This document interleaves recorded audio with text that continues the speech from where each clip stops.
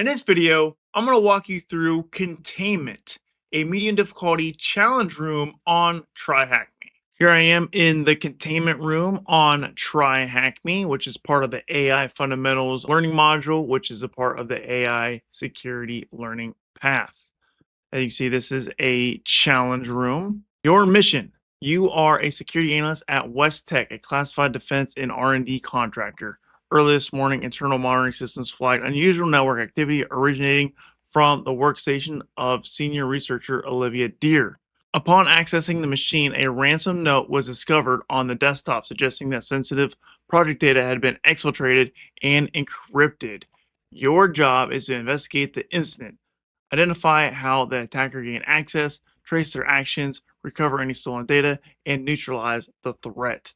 Time is critical. The integrity of West Tech's most sensitive technologies may be at risk. A trusty AI IR security assistant armed with tools, in quotes, built and designed specifically to help you with the heavy lifting in this challenge.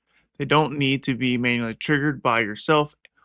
Our AI is a smart cookie and can intelligently determine when these tools should be triggered from prompt context. Some of the tools may provide hints as to when to engage the AI for help and are presented in the available tools section in chronological order in which they can be used throughout the investigation. You can simply use it as you would a chatbot. Another cool feature is that this AI is developed on the same system as the workstation you are investigating and has access to all the files you do, meaning you can give it file paths in your queries. The AI is accessible via, and then here's the path. This challenge is built to reflect a real defensive scenario where all tasks can be accomplished without the use of your AI companion and its tools, but can be done with far more efficiency when taken advantage of. And with that, you're all set to go. Can you help save the day and contain the threat? Nice little graphic here. And then it says, note, your AI assistant takes some time to wake up, so the first prompt may take a little longer to respond to than subsequent prompts. Answer the questions below. Can you contain the threat and find a flag? It's literally just asking for a flag. That's the only question in this room. And you can hit the hint here, and it says, the attacker made some mistakes of their own. They exfilled their working notes from the attack, the fragments of which can be in a PCAP file.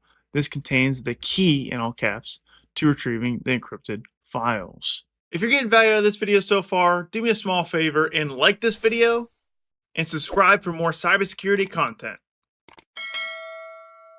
All right, so from either your attack box or your own Kali Linux box, I'm using my own Kali Linux box, but you can use an attack box. It's a little bit easier to set up, but I prefer my Kali Linux box. And I think when you get more advanced, you should be using your own Kali Linux box, which is why I use it. So we're just going to SSH as the o.dear user at my target IP address. And then we're going to do the password TryHackMe exclamation point that they gave us during the information for the machine. So now we are SSH into the machine here. If we do an ls here, we can see, so these are pretty standard directories, but we see West Tech projects encrypted zip. So this is actually our target. So this is the data that they ransomware basically. So if we do unzip West Tech projects encrypted.zip, it's password protected. So this is a simulated ransomware event here. Now this is way less sophisticated than a real world ransomware because it's literally just a zip file, but it's a fun exercise nonetheless.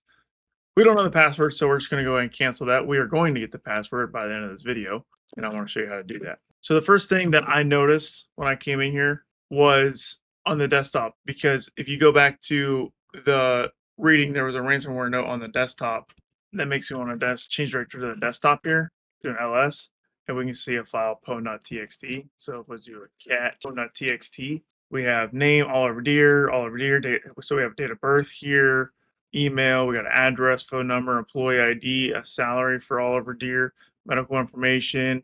They're talking about to take leave related to burnout. Funny that I just had a podcast episode about burnout. Burnout is real in tech and in cybersecurity. So this is very realistic that someone had to take time off related to burnout. Firmware upload service. Your AI was very helpful. Unfortunately, it also has a big mouth. Might want to patch that memory leak. Maybe be more careful next time when clicking email attachments. So with a crying face, you left the password in one of those files I encrypted. Can you remember which one? public release in 48 hours if conditions unmet. Don't test me. This isn't the first time I've made something disappear from company's reputation overnight. To resolve this discreetly, send 0.853 Bitcoin to address below. And then here's the Bitcoin wallet that they give us. Once payment is confirmed, I'll vanish, no follow-ups, no trace, no leaks, tick tock, and then like a signature here from Rooted Reaper. So I think the biggest important thing here in this whole ransomware note, the biggest clue is where they're talking about clicking email attachments. Maybe be more careful next time when clicking email attachments. So this tells me that there was probably some kind of phishing email that was sent to them. And we can actually check the user's email by going to change directory, going back, we do an ls. There is a mail directory right here. So change directory mail. And if we do another ls, we see several emails. And you can go through these one by one. So if we do cat 2025 1 system downtime, you can literally pick any of these emails. They all say the same thing. So it just gives you a subject, from, to, and a date. And then all of them have the same contents. Details follow, except for one, and that is this right here. So we are going to copy this, and then we'll just do a cat, and then we'll just cat this file. So this is the only email that actually has contents in it.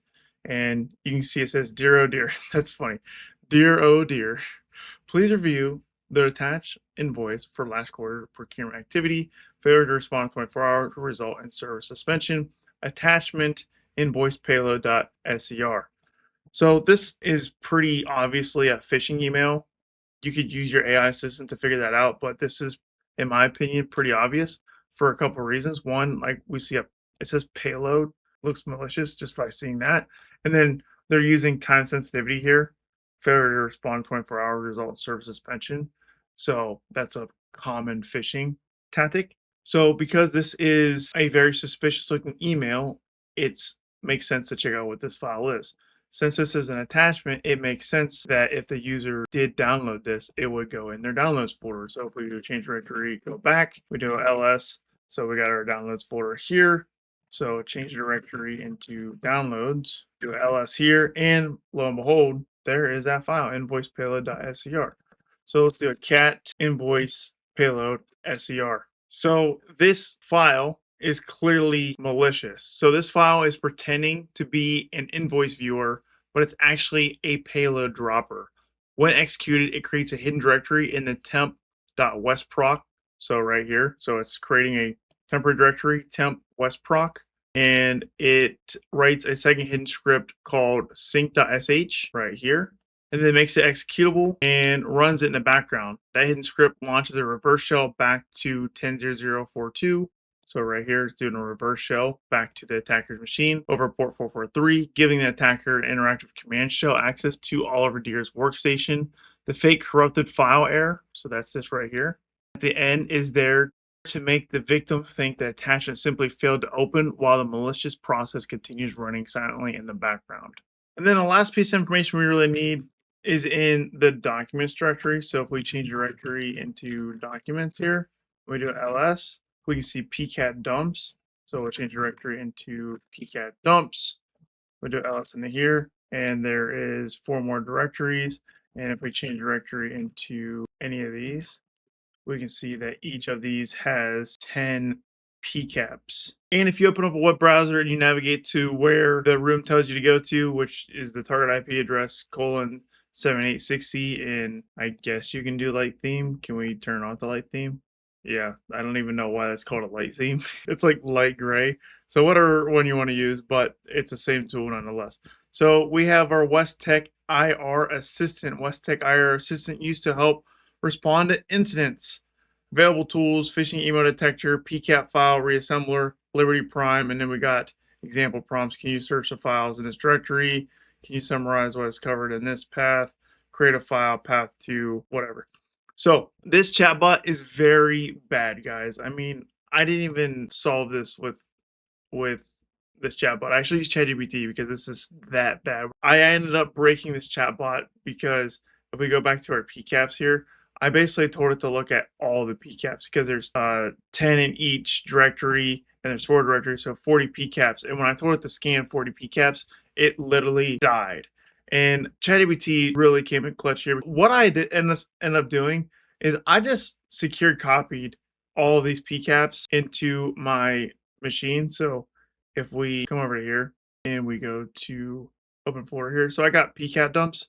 So I just downloaded all these PCAP dumps, and then I took two of these and fed ChatGPT. So I try to do all of them at once, but the premium ChatGPT only lets you upload 20 files at one time, which allowed me to do these two, and ended up finding out that the PCAP file in question was in this folder, which is kind of crazy because I could have sworn I uploaded these two, but I guess not.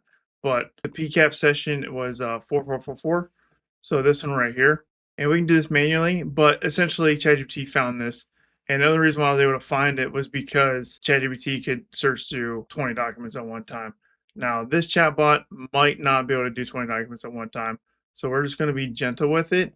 And I'm just going to have it scan all the files in the 17. So we'll change directory back, and then we'll just do change directory 2025 17, and then we'll just do a current working directory here, and we're just going to have it scan all the files in here, analyze all the files inside this directory. So we're actually going to even do, I try to do all the files and it literally broke, so I'm just going to do ls here, and we'll see if it can handle this. And then we'll just put parentheses all the files, and then we are looking for artifacts related to an incident, a ransomware incident encrypting our files. So I'm just going to put this and hopefully it finds it. And this is really slow, so pause the video and we'll come back and I'll show you how I ended up finding this out with my ChatGPT conversation.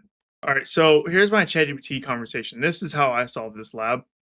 And I'm not even sure if I solved it already because I haven't even submitted the flag, but I'm pretty sure I got the flag. So I just said, I'm doing a TryHackMe lab, but the AI chatbot is broken and I'll use you instead. So I literally just pasted all the information about the task, the stuff that we already read. And I said, I need you to take these PCAP dumps and search for any artifacts related to this incident. What I know so far. So these are all the files I showed you. So here's that ransomware note on the desktop. And here is that email. And here is this malicious file that they uploaded. And then I put the hint for the room as well. And that's all I said. And then I uploaded half of the PCAP files. I figured there was a 50% chance that I needed what I would get what I needed. If not, then I can upload them in the next thing because I can only do 20 uploads at a time, but I could upload 20 to the next prompt. But I thought for a long time. I think it might even tell you how long I thought. 1 minute, 52 seconds. That's actually not very long. That's pretty long for ChatGPT, but ChatGPT is getting a lot faster these days. So it says the key PCAP should be, and that's how I found this one right here. And it says that one is reportedly the ambiguously larger file around 2.3. The recovered password key inside of this PCAP, and it's just use it against that zip file. So that's what we're going to do. We're just going to copy this here. This is still thinking, by the way. This takes a long time. And we're going to go back to our terminal, and we're just going to do change directory back to the home. We're going to clear this out to make this more clear. And if we do ls, here is that encrypted zip. So we'll just do unzip and then west tech projects encrypted zip, and then paste that password in here. And then it's inflating it to home. So for some reason, when you unzip it, it makes another home directory. So if we do change directory home, change directory home, ls. So we got to, so it basically just copied like this whole thing for some reason. So we'll do a change directory, oh dear, do another ls. We can see West Tech projects, so change directory West Tech projects, ls, and we got all of these files. So the two things that are immediately jumping out at me is tryhackmeflags.txt and tryhackmeflagsguide.txt. So the first thing I tried was cat tryhackmeflags.txt. Oops, cat tryhackmeflags.txt. So all this is encoded, so we have no idea what this even means, but there is a lot of encoded strings here.